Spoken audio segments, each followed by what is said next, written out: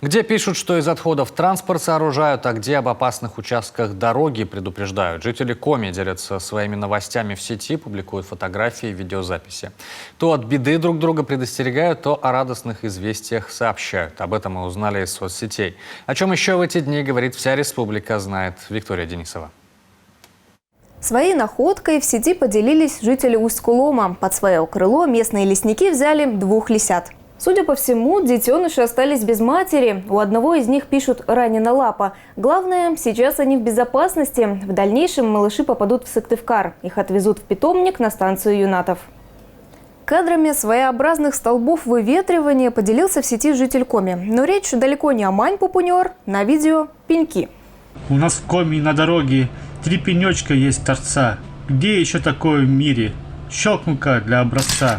И растут они прямо из асфальта. Такое вот дорожное чудо, как назвал его автор, находится на участке трассы Чекшина-Куратова. Он же и предупреждает водителей: будьте бдительны, наедешь ненароком, пиши пропало.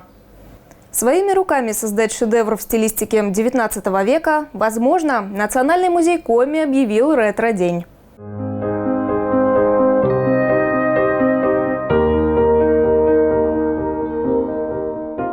В эту субботу программа предстоит насыщенная. Тут и письмо научат писать, пером и чернилами, разумеется, да и экскурсию по выставке проведут. Не пропустите.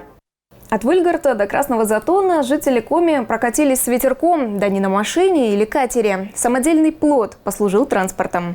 Причем материал для его изготовления выбрали необычный – мусор, а именно 500 пластиковых бутылок. Их уложили в основание, они-то и держат конструкцию на плаву.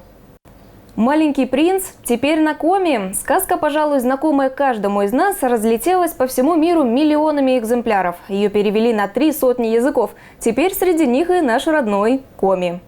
А мы ждем ваших сообщений в группе телеканала Юрган ВКонтакте, чтобы поделиться ими со всей республикой.